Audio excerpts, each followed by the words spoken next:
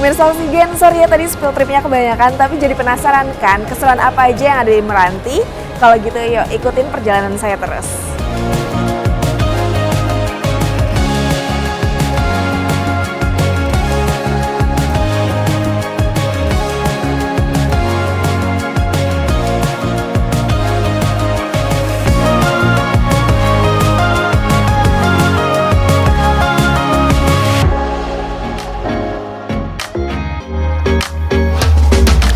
Pemirsa Oksigen, karena sebentar lagi kita mau take off, selalu ingat untuk airplane handphone terlebih dahulu ya.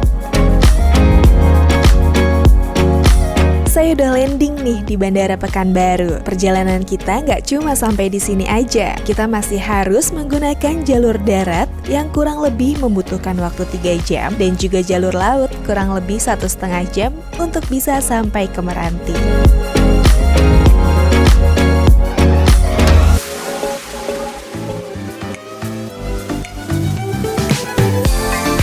Oke, daripada saya kebingungan di sini mau kemana, mending kita langsung aja telepon teman saya yang kebetulan asli warga Meranti.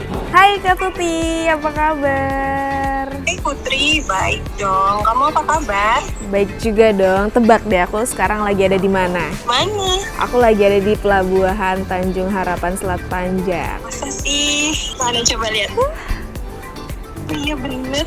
Mau temenin aku keliling-keliling Pulau Meranti nggak? Mau dong, boleh nanti aku temenin kamu ya jalan-jalan ke Kepulauan Meranti. Oke, bener ya. Aku tunggu ya di pelabuhan. Ya bener. Oke, aku kesana sekarang ya. Oke, kabarin kalau udah sampai. Hai Kak Putri. Halo Kak Tuti. Akhirnya ketemu juga. By the way, internet di sini ternyata lancar juga ya Kak. Dari tadi kita video callan nggak putus-putus sama sekali loh. Ya betul banget nih Put. Jadi internet di Kepulauan Meranti ini sudah lancar dan bagus banget. Jadi mudah nih mau akses kemana aja. Jadi kamu mau main kemana aja di Kepulauan Meranti ini Put? Sebenarnya aku juga bingung sih Kak mau kemana dan aku belum ngelis destinasi yang bakal aku datengin tuh mau kemana aja. Bagusnya kita kemana nih? Kita sekarang coba Google aja. Oke, boleh. Tempat mana aja yang bakalan kita kunjungi. Karena sekarang kan zamannya internet kan Betul, Put. betul, Jadi betul. semua serba mudah. Ini bagus nggak sih? Bagus nih Put. Ini tempat ngopi juga bagus nih. Sama ini pabrik sagu. Kita mau ke sana. Kayaknya semuanya nggak sih Kak kita harus kunjungi? Ayo boleh, nanti aku bakalan temenin kamu jalan-jalan Oke. ke Kepulauan Meranti. Boleh.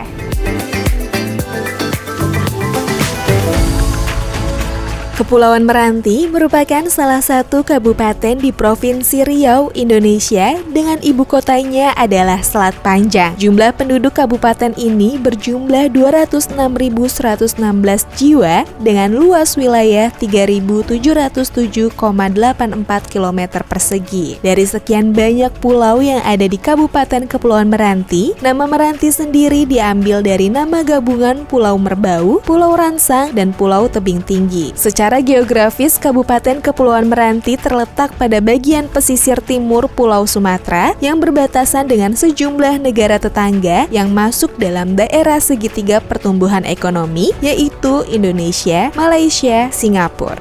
Kota Selat Panjang merupakan pusat pemerintahan Kabupaten Kepulauan Meranti yang dulunya merupakan salah satu kota atau bandar yang paling sibuk dan terkenal perniagaan di dalam Kesultanan Siak. Bandar ini sejak dahulu telah terbentuk masyarakat heterogennya, terutama suku Melayu dan Tionghoa. Faktor ketoleransian inilah yang kemudian menyuburkan perdagangan dan lalu lintas barang-barang maupun manusia dari Cina ke Nusantara dan sebaliknya.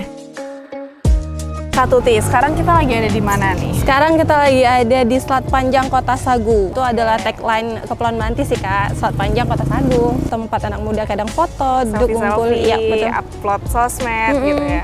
Sekarang tuh udah serba mudah ya Kak Tuti, apa-apa serba mudah. Kalau dibandingin internet zaman dulu sama sekarang di Pulau Meranti tuh apa sih? Dulu untuk masyarakat Kepulauan Meranti sendiri sangat sulit mengakses internet Kak.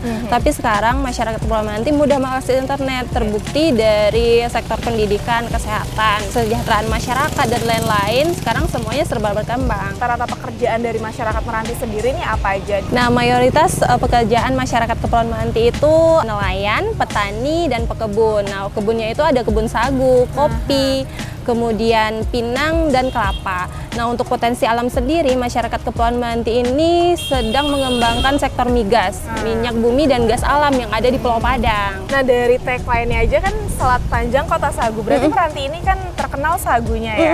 Berarti next kapan-kapan kita bisa nih main ke tempat pembuatan sagu kali ya, Kak? Wajib, kita harus datang ke salah satu pabrik sagu namanya Kilang Sagu Meranti. Kalau gitu kapan-kapan kita ke sana ya. Terus.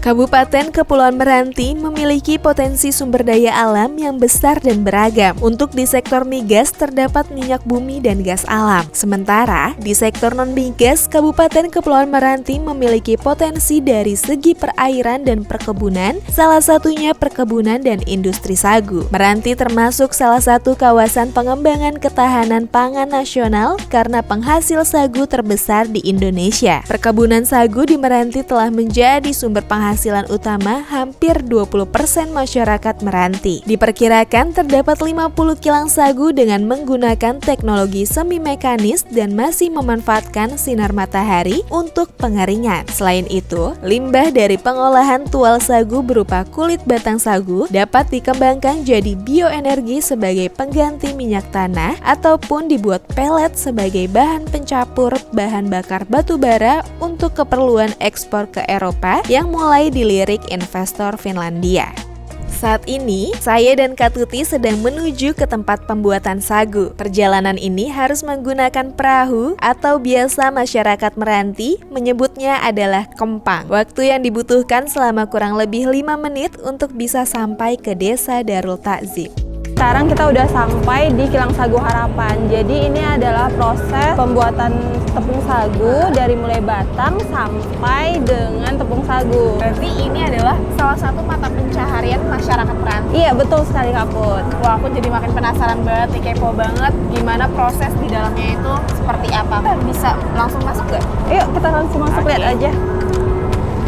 Di kawasan Kabupaten Kepulauan Meranti, Provinsi Riau, tepatnya di Kilang Sagu Harapan yang telah berdiri sejak tahun 1989 ini, memiliki 2 jenis sagu, yakni sagu duri dan sagu beban. Produksi yang memproses bahan baku sagu dengan kapasitas produksi harian mencapai 8 ton. Harga pasaran sagu berkisar antara Rp8.000 hingga Rp9.000 per kilogram. Kilang ini juga menjadi salah satu sumber lapangan pekerjaan bagi masyarakat sekitar dengan mempekerjakan sekitar 30 karyawan yang dapat memastikan bahwa setiap tahap dari pengolahan hingga pengemasan berjalan dengan efisien dan efektif.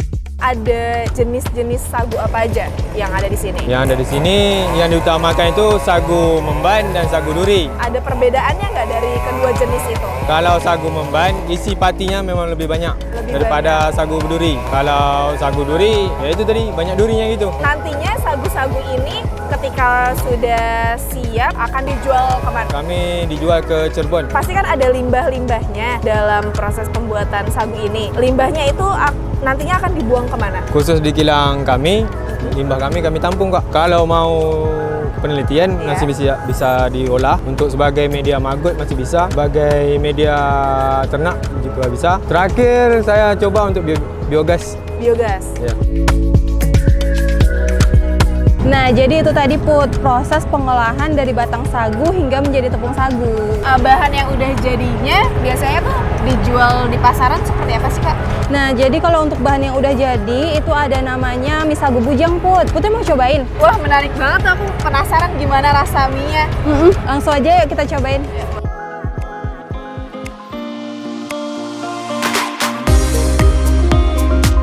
Jadi ini adalah produksi UMKM dari Rumah Mie Sagu Bujang. Ini tuh tinggal dimasak aja karena bentuknya instan dan mudah banget nih untuk dikonsumsi. Mie Sagu Bujang ini isiannya ada banyak sekali. Ada mie sagu, topping, bumbu, dan lain-lain. Aku jadi makin penasaran nih Kak Tuti dengan mie sagu ini. Kita tanya-tanya lebih mendalam yuk ke owner Mie Sagu Bujang ini. Halo Bang Igo. Kak Putri, Kak Silakan Tuti. Bang, di tengah. Kalau dari alur packingnya itu sendiri, awal gimana sih Bang? Kita ada beberapa kondimen, terutama ya ada mie sagunya, kemudian ada pilu sagu, ada ikan teri, ada bumbu bubuk, sama ada minyak bawang. Sebelum kita masuk ke proses tahap pengemasan akhir, komponen ini di packing terlebih dahulu ke masing-masing kemasannya. Contohnya ini itu kemasan bumbu.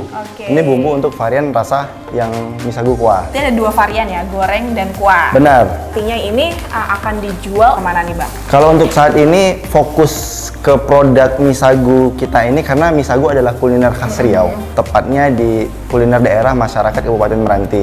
Jadi untuk fokus kita saat ini sebagai produk oleh-oleh. Namun tidak menutup kemungkinan kita juga menjual produk mie sagu ini di marketplace. Sekarang kan zamannya udah zaman digital. Betul. Jualan harus lewat digital. Kita untuk channel jualan kita ada Instagram, ada TikTok, ada Facebook. Cuman untuk fokus kita saat ini ada di Instagram. Internet itu sangat berdampak dikarenakan banyak menggunakan sosial media. Contohnya saja untuk di TikTok, terkadang kita ada contoh TikTok Live. Di situ kita sangat membutuhkan jaringan. Jika seandainya jaringan tidak bagus atau tidak mumpuni, itu agak berpengaruh. Jadi lambat dia. Contohnya orang komentar udah barusan, ternyata maksudnya delay 1 menit. Ternyata orangnya udah keluar, kita baru respon.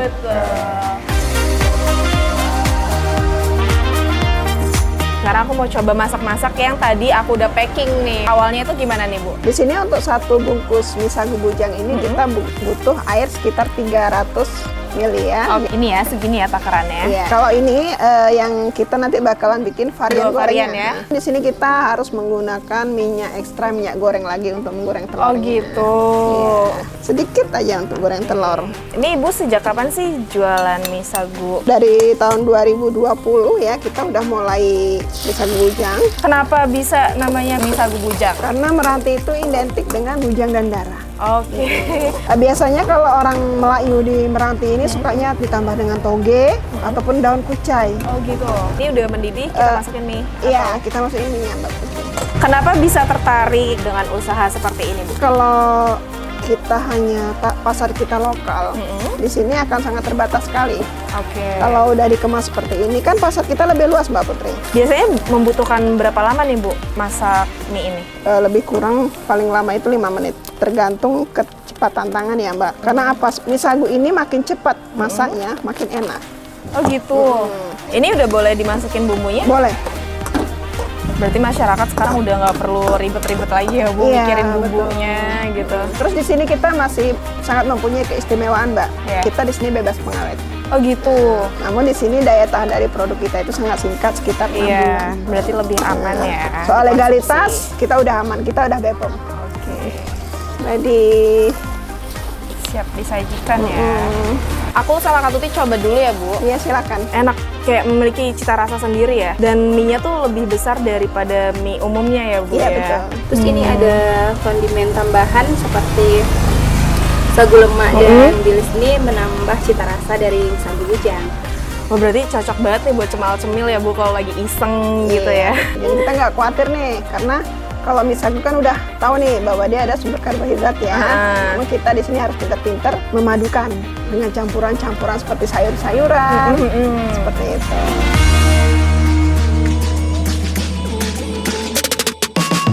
Masyarakat di Kepulauan Meranti adalah gambaran dari kebersamaan dan keteguhan. Mereka hidup di tengah pesona alam yang memikat dengan hutan mangrove yang lebat dan perairan yang jernih. Meski menghadapi tantangan geografis, semangat gotong royong dan solidaritas menjadi fondasi kuat bagi mereka. Setiap anggota komunitas saling mendukung dalam kehidupan sehari-hari, menjaga tradisi dan budaya yang kaya sambil tetap beradaptasi dengan perkembangan zaman. Keunikan dan keindahan Kepulauan Meranti tidak hanya terletak pada alamnya, tetapi juga pada masyarakat yang menjunjung tinggi nilai-nilai kebersamaan dan kerja keras.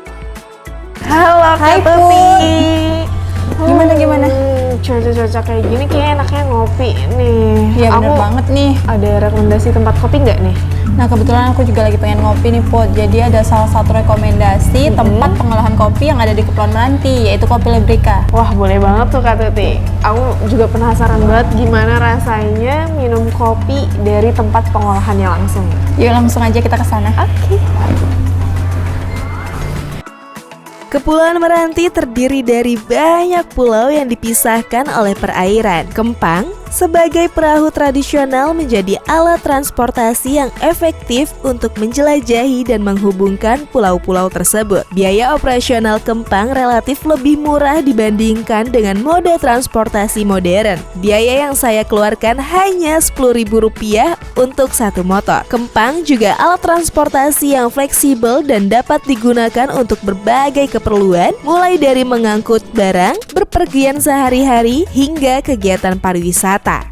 Nah Kak Putri, jadi kan semalam kita sudah berkunjung ke salah satu sumber daya alam yang ada di Kepulauan Meranti, yaitu sagu. Nah sekarang kita akan berkunjung lagi ke salah satu sumber daya alam juga yang ada di Kepulauan Meranti, yaitu kopi Liberica nih. Nah jadi Kak Putri, kopi Liberica ini sedang naik daun di Kak Putri di Kepulauan Meranti. Kenapa? Karena kopi Liberica ini produksinya dan pasarnya sudah mencapai ke dunia. Oh iya.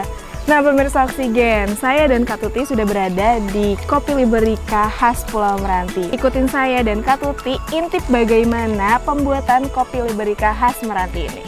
Indonesia dikenal akan sumber daya alamnya yang kaya. Begitu juga dengan kopi yang melimpah ruah dengan berbagai karakteristik rasa di setiap masing-masing daerahnya. Di Kepulauan Meranti terdapat kopi unik yang dikenal dengan nama Kopi Liberica Rangsang Meranti. Keunggulan kopi ini mampu tumbuh di tanah gambut yang mana dikenal sulit untuk ditanami. Tak kalah menarik, kopi yang satu ini berukuran lebih besar jika dibandingkan dengan biji kopi lainnya. Kulit buah kopi ini cukup tebal, sehingga tak heran jika ukuran buah kopinya lebih besar. Dengan begitu kopi ini bisa bertahan jauh lebih lama. Tetapi tenang saja, meskipun ukuran biji kopi yang besar, tetapi memiliki kandungan kadar kafein yang rendah. Jadi aman untuk kalian pecinta kopi namun memiliki masalah dengan lambung. Kopi ini memang menjadi salah satu terunik di Indonesia dengan kualitasnya yang tak diragukan lagi.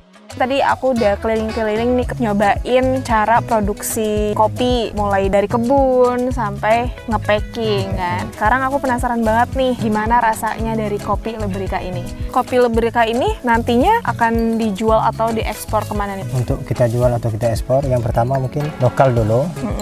Nah, kenal di lokal, kita akan melakukan ekspor ke luar negeri seperti Malaysia atau negara-negara lain yang ingin membutuhkan kopi Liberica Meranti ini. Apakah dalam usaha ini memerlukan jaringan internet? Oh, sangat perlu sekali karena sekarang ini sudah masuk sistem digital, karena kita harus masukkan ke media-media yang harus meluaskan produk kita. Dengan adanya jaringan yang internet yang baik nih, dampak bagi usaha ini apa sih Bang? Sangat berdampak sekali karena ketika dia masuk ke media sosial, negara-negara lain atau masyarakat-masyarakat lain ingin mengetahui kopi Liberica ini, sangat jadi tahu dan tertarik. Karena apa? Karena musim digital ini akan terkenal dengan posisi kita sekarang ini. Semuanya ingin bertanya, kopi Liberica ini apa sih? Jadi ketika di media sosial itu akan tahu dia. Kita paparkan di situ. Mungkin kita coba bareng-bareng kali ya Bang.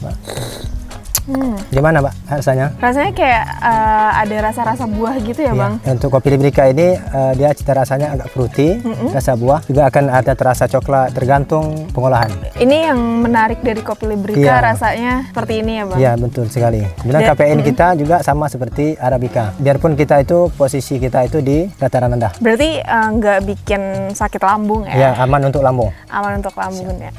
Kopi ini memang menjadi salah satu kopi terunik di Indonesia dengan kualitasnya yang tak diragukan lagi. Jika dilihat potensi pasarnya, penjualan kopi ini cukup cerah. Permintaan pasarnya cenderung naik dan semakin bertambah setiap harinya. Kalau dari kemarin kita sudah ke beberapa sumber daya alam yang ada di Meranti, hari ini saya berniat untuk berkunjung ke kantor Diskominfo, ingin cari tahu langsung tentang kebutuhan internet di Pulau Meranti. Yuk ikuti saya.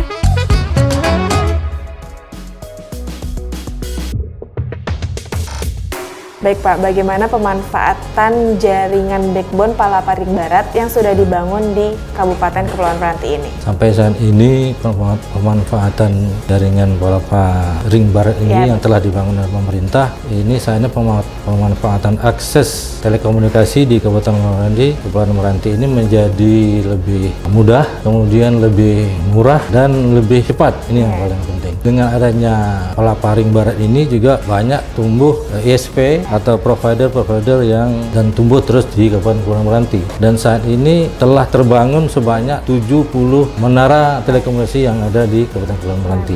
Untuk kebutuhan internet, khususnya rumah, kemudian yang terpenting itu untuk pemerintahan juga, itu sudah terpenuhi. Sudah baik, khusus ditekankan sini adalah khusus di perkotaan. Dan itu bisa kita lihat dengan akses terhadap informasi ini oleh masyarakat itu lebih mudah. Kemudian dengan adanya akses informasi ini, kreativitas masyarakat, kemudian dalam hal inovasi untuk peningkatan ekonomi masyarakat, dan terbukti banyaknya tumbuh UMKM. Kemudian di bidang pendidikan juga banyak memanfaatkan adanya layanan internet ini. Tetapi itu di perkotaan. Nah, di daerah desa, terutama karena kami ini berada di daerah kepulauan, itu sangat banyak terdapat blank spot. Masih ada sebanyak 31 blank spot yang ada di Kabupaten Kepulauan Meranti, khususnya di 7 kecamatan dari 9 kecamatan yang ada di Kabupaten Kepulauan Meranti. Kemudian saat ini ada program apa aja sih yang sedang dilaksanakan oleh Diskominfo sendiri? Program-program yang dilaksanakan itu terutama yang utama sekali karena merupakan urusan dari Dinas Kominfo, yaitu kegiatan sistem pemerintahan berbasis elektronik. Dalam hal ini namanya sistem pemerintahan itu menyangkut tata kelola pemerintahan atau birokrasi yang baik, yang kemudian pelayanan publik. Semua tergabung di dalam program yang kami laksanakan berupa program sistem pemerintahan berbasis elektronik yang sering kita kenal dengan SPBE. Baik pemirsa Oksigen, saya sudah bincang-bincang dengan Kadis Kominfotiknya. Kali ini saya mau nyamperin Kak Tuti ke Sanggar Tari karena saya penasaran banget nih, ada tarian tradisional apa yang ada di Kepulauan Meranti ini. Kalau gitu yuk, langsung aja. Kepulauan Meranti adalah surga ragam budaya yang kaya dan unik. Masyarakat yang multi etnis menciptakan perpaduan tradisi dan kesenian yang memikat. Salah satu aspek budaya yang menonjol adalah tarian tradisional yang mencerminkan keceriaan dan kebersamaan masyarakat Meranti. Di Kepulauan Meranti, budaya bukan hanya sejarah, tetapi juga bagian dari kehidupan sehari-hari. Dari musik dan tarian hingga kerajinan dan kuliner, setiap aspek budaya dijaga dan dirayakan dengan bangga. Ini adalah cerminan dari identitas masyarakat Meranti yang kaya, dinamis, dan penuh warna. Kak Putri, halo. Kak Tuti. Dari mana? Udah habis dari kantor Diskominfo, habis nanya-nanya mengenai Kepulauan Meranti itu kayak gimana. Ini Kak Tuti lagi nari apa? Ini lagi nari joget sonde. Jadi joget sonde ini adalah tari tradisional masyarakat Kepulauan Meranti, Kak. Ya. Oh, kalau gitu aku boleh ikut latihan Boleh, nanti? boleh yuk. Hai. Nah, jadi Kak Putri ini mau ikut latihan nih sama kita nih. Boleh Ayo kita. diajarin? Oke, jadi Putri mungkin di tengah. Oke. Joget sonde adalah salah satu tarian tradisional yang berasal dari Kepulauan Meranti. Dengan iringan musik yang ceria dan gerakan tarian yang dinamis, seringkali ditampilkan dalam berbagai acara adat, perayaan, dan festival. Tarian ini bukan hanya sekedar hiburan, tetapi juga simbol persatuan dan semangat gotong royong. Para penari dengan kostum berwarna-warni menari dengan penuh semangat, mengajak semua yang menyaksikan untuk merasakan kegembiraan dan kebersamaan. Joget sonde tuh biasanya dibawakan untuk festival apa aja sih, Kak? Joget sonde ini biasanya tuh dibawakan pada acara-acara rakyat gitu, Kak. Kayak misalnya ada acara dari pemerintah juga untuk hiburan rakyat atau untuk pesta pernikahan sebagai ending dari penutup acara itu gitu. Karena konsepnya kan joget sonde ini joget bareng-bareng nih. Nah, jadi itulah kenapa joget sonde selalu diletakkan di akhir acara. Kadang untuk sukaria, sukacita dari Biar yang lain juga ikut gitu. Biasanya untuk festival-festival selain joget sonde, apalagi yang dibawakan tarian? Karena Meranti ini pesisir itu identik sama namanya joget. Contohnya itu tadi salah satunya joget sonde yang paling terkenal di Meranti dan jadi identitas Meranti itu sendiri gitu.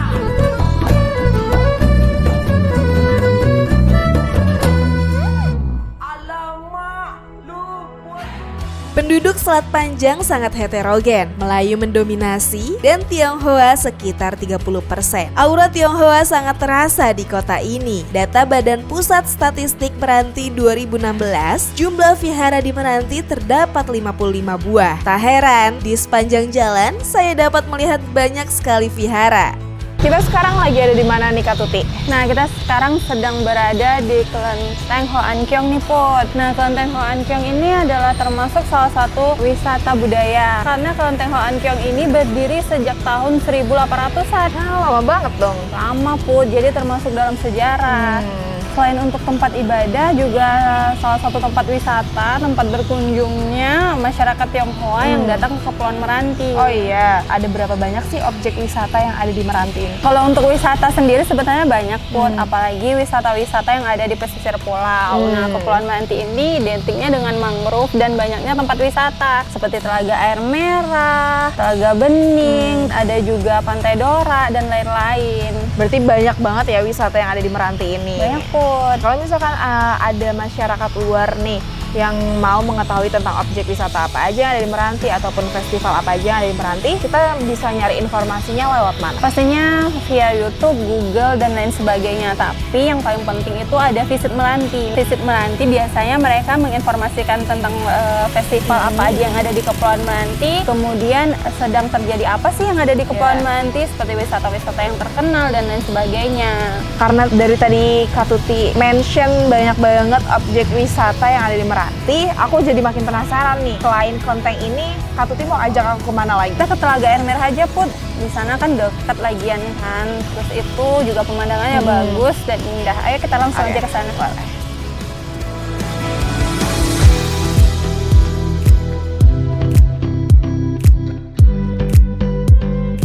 Kepulauan Meranti adalah surga tersembunyi yang menyimpan keindahan alam luar biasa dan beragam tempat wisata yang memikat hati. Tempat wisata kali ini terletak di Desa Tanjung, Kecamatan Tebing Tinggi Barat. Perjalanannya ditempuh kurang lebih 30 menit dari pusat kota Selat Panjang. Dulunya, tempat ini terbengkalai, sekarang sudah menjadi destinasi masyarakat. Tujuan saya dan Kak Tuti melanglang kali ini yaitu ke Telaga Air Merah. Dengan 5.000 saja, saya sudah bisa masuk ke area wisata ini untuk menikmati pemandangan dan suasana yang sangat nyaman. Sejuk banget ya Kak, dan indah banget pemandangan di tempat wisata ini. Bener banget Ipo. Jadi BTW tempat ini dulunya bukan tempat wisata, Put. Tempat ini dulunya adalah tempat kolam penampungan air milik PT PDAM. Namun berkat tangan terampil masyarakat dan dengan didukung sama Pak Darwis, masyarakat membuat tempat ini mengubah menjadi tempat wisata. Jadi tempat ini dulunya ada salah satu festival yang menarik nih, Put. Ada namanya Pacu Sampan atau Lomba Pacu Sampan. Biasanya diadakan di bulan Maret dan menyambut 17 Agustus. Oh gitu. Kalau orang awam kayak aku nih Kak, mau cari tahu tentang Telaga Air Merah itu ada apa aja, aku bisa cari tahu lewat mana? Lewat akun Instagram mereka aja, Put, di @telaga_air_merah_tanjung. Nah, jadi di situ nanti Putri bisa melihat apa aja sih yang ada di Telaga Air Merah dan wisata apa aja yang terbaru yang ada di Telaga Air Merah. Oke pemirsa Oksigen, kalau gitu ikutin saya dan Kak Tuti naik bebek-bebekan yuk.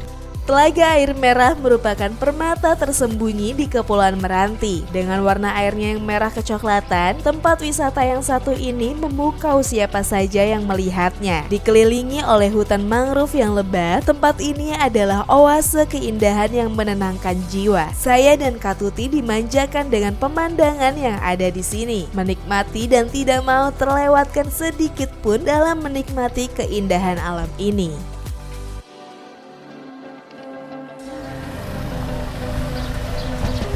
Halo Bang, apa kabar? Halo Kak, alhamdulillah baik. Kakak apa kabar? Baik juga. Ini sekarang kita lagi ada di mana Bang? Sekarang kita berada di NOC Tebing Tinggi di Kabupaten Kepulauan Meranti. NOC ini punya siapa sih Bang? NOC ini punyanya Palaparing Barat. di bawah Bakti Kominfo. Sebesar apa sih pemanfaatan jaringan backbone yang sudah dibangun oleh Palaparing Barat di sini? Dengan adanya jaringan backbone yang dibangun oleh pemerintah di Kepulauan Meranti ini sangat bermanfaat jaringannya, sehingga dapat dimanfaatkan oleh masyarakat dalam meningkatkan perekonomian, sosial, pendidikan, sehingga dapat diakses informasi di luar. Dan kami pun dapat mengupload informasi yang ada di Meranti ini, sehingga dalam bentuk pariwisata dapat menarik pengunjung-pengunjung yang ada di luar dan meningkatkan perekonomian yang ada di Meranti ini, Mbak. Seberapa penting nih menurut Bang Hakim sendiri fasilitas pemerintahan ini dimanfaatkan oleh penyedia jaringan telekomunikasi untuk Kabupaten Kepulauan Meranti dan daerah 3T lainnya? Daerah 3T ini banyak